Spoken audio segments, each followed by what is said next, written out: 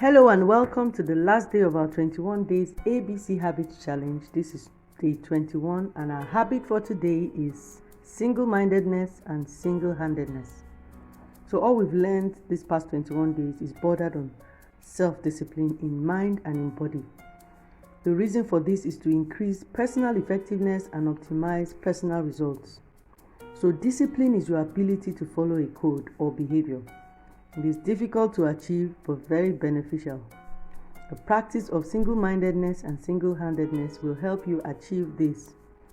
Perfecting single-mindedness and single-handedness also lies in being able to select your most important task, to begin it and then concentrate on it single-mindedly until it is complete. Every great achievement of humankind has been preceded by a long period of hard, concentrated work until the job was done.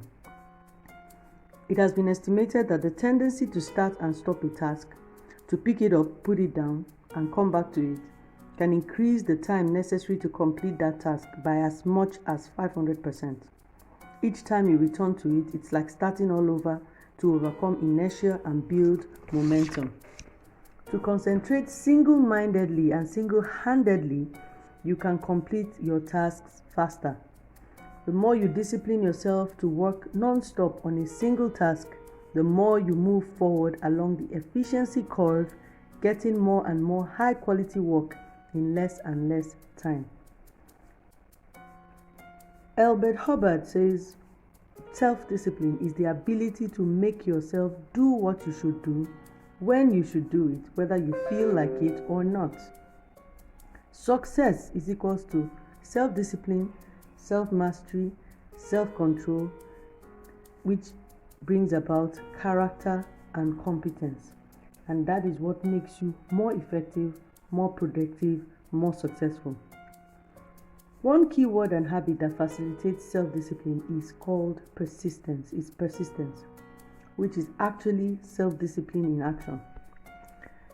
One thing you should note is that self-discipline is important because it boosts your self-esteem. The more you're able to discipline yourself to persist on a major task, the more you will like and respect yourself, and the easier it is to discipline yourself to persist even more. All this work on yourself, all this work on self-discipline, self-mastery, if you notice, there's a third word, self-control. A lot of people try to control their self, and I'd like to say here on this last day that self-control is hinged on self-surrender. It is actually not putting all the trust in your personal ability alone to achieve all your results.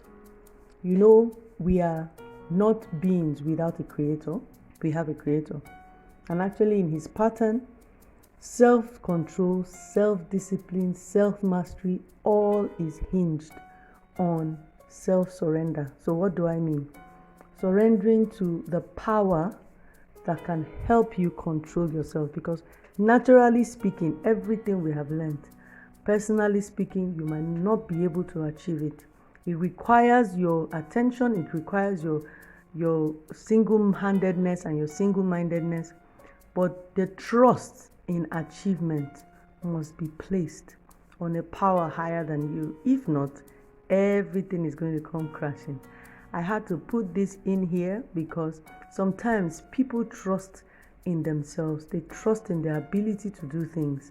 And later when they find out that they cannot do it, they find themselves diving or dropping into a pit of depression that will never do anyone good. So I'm just sounding this note to say that whatever we have learned, whatever we have talked about, the habits we have talked about, building habits lies in self-control, and self-control lies in self-surrender. Surrender to the power that works in you, that is able to get you to do these things that you have decided to do based on his principles, not just based on something you want to do to prove a point.